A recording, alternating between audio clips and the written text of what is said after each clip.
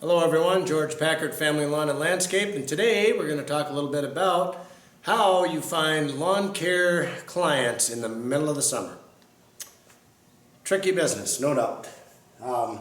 First thing I can tell you that we pick up lawn care accounts all year long, and it doesn't matter if we are down in Florida or if we're here in Wisconsin, we pick it up year round. And how we do it, there's a few different things that we do, okay? First of which, I will tell you, is to go out and try and find the high grass lawns. So, I'll take a perfect example. I'll put a guy on this golf cart over here, and I'll put him into our town and say, you drive around and you look for high grass, okay? Look for high grass, find those lawns that have that high grass, go leave your card, knock on the door, approach them, and ask them if they have a lawn care service. Odds are, 9 out of 10 times, they don't have a lawn care service and they can't afford a lawn care service. And more than likely, their mower broke or something and they just can't get it done. Or they could be just sick or elderly or whatnot and just haven't been able to get it done. And they might hire you. So we pick up people like that. The other thing we do is, and this is just like if things are slow and I want to pick up more work for guys or keep them moving or something like that, what I might do is have the guys go out and you can approach these people. If their lawn is very overgrown, most cities don't allow that. They have an ordinance that will not allow those guys to have that grass be like that. Like it can't get over 6 inches, something like that. So if you go to them and you tell them, hey, I'll do a one-time cut for you, and maybe have me here once a month or every couple of weeks or something like that. Maybe once you give them a price and you can get it done, they probably already got a letter from the city anyway, so they got to hire somebody to do it. So there's where your guy can come in and he can make some extra money, okay? He can come in and make more money for your company.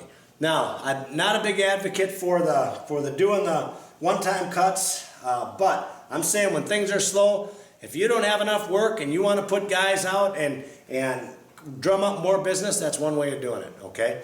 The other thing, they may not hire you regularly, but then again, they might. They could have just had a heart attack or a seizure or broken leg and they need somebody to do it, or they thought they could do it and they really can't because of the heat or something. So you just never know that you might pick them up. And the only way you're going to know is if you knock on the door and ask, okay? So, if they like your work, they'll call you back. Make sure that you give them a business card and let them know, hey, I'll swing back next month if you want or whatever, and try to get them on a 2-week thing to start. Maybe then you can work them up to a once a week. So those are things that you can use for the high grass. But high grass is so easy to find. Man, you just drive around and go block after block and then boom, there's one right there. Go hit them, Kind of takes the guesswork out of who's got a lawn care company and who doesn't. All right, that being said, I look at the ugly commercial properties. I like to utilize winter for finding properties that I know are not being taken care of properly.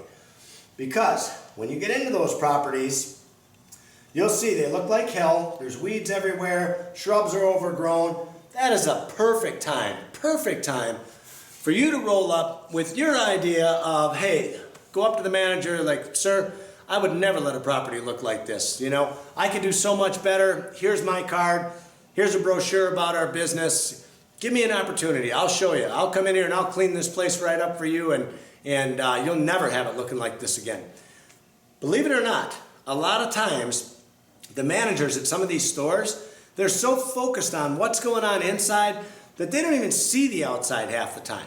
They're just in the office till dark and they come out and that's the last thing on their mind. But if you're bringing that to their attention, a lot of times you have their attention at that point. They look at it and they're like, holy crap, yeah, my lawn care guy is doing a shitty job. And that's where your in comes from, okay? So I love to look for those in the wintertime or in the summertime, because if the properties are being taken care of and they look great, they probably have no reason to leave that company, okay? But if they look like shit, that's your opportunity to jump in and take advantage, okay? So keep that in mind. Door hangers, high-end neighborhoods, another perfect time, because you just don't know, especially like down in Florida, when that summer kicks in, that summer heat, things get awful. The husband's always like, oh, don't worry, I'm gonna do it, honey. I'm gonna take care of the lawn, yada, yada, yada. He knows how hot it is. He doesn't like being out in that heat. So you approach him and say, look, I can mow it for 25 bucks or 35 bucks. And the next thing you know, you got the job because this guy would rather go golfing than sit out there and mow his grass, okay? Door hangers in high-end neighborhoods, those 4x6 postcards I talk about, use those in those neighborhoods. You don't know what house you're going to land. You don't know the circumstances. It could be a beautifully manicured lawn. Makes no difference because that guy could just be tired of doing it. And you could hit him at the right time when it's hot as hell outside. And we do it all the time. And they'll come straight up and tell us, man, it's just too hot for this shit. I'd rather go golfing. Well, good for you. And I'd rather mow your grass and make some money. So don't forget to do that. Just because it's cut doesn't mean that they're not going to hire you. You know, you just never know. That's why if you get some slow time in that downtime, middle of summer, and especially if you're starting to worry about the bills mounting up for winter and you're like, man, this is all I have to get me through, and you're starting to really worry about that, well, I tell you, get out there with these things and go. I'm going to give you a perfect example. So let's say you go out in the cart. I can give you an example just happened just last week. So I sent a guy out on foot because we had to cart up around all the lake properties.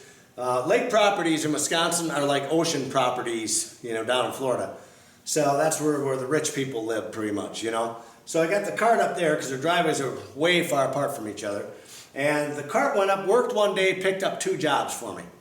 One job was, I want to say, a $2,500 job, and the other one was a $4,500 job. So, and I paid my guy $100 to go out there and do that. Maybe my total investment with, you know, wear and tear on the golf cart and the truck, hauling them up there, maybe I had $200 in it, but look at the money I'm going to make, you know? So, a great investment, great time to do it. I see people going on scooters, rollerblades. If you can get rollerbladers to go out and hand out those flyers, that's a whole nother thing because you got to watch them. But hopefully with your downtime, you'll be able to get on it yourself and you'll be able to get some good results. We've done it. I wish you the best of luck. This has been George Packard. Thank you for watching.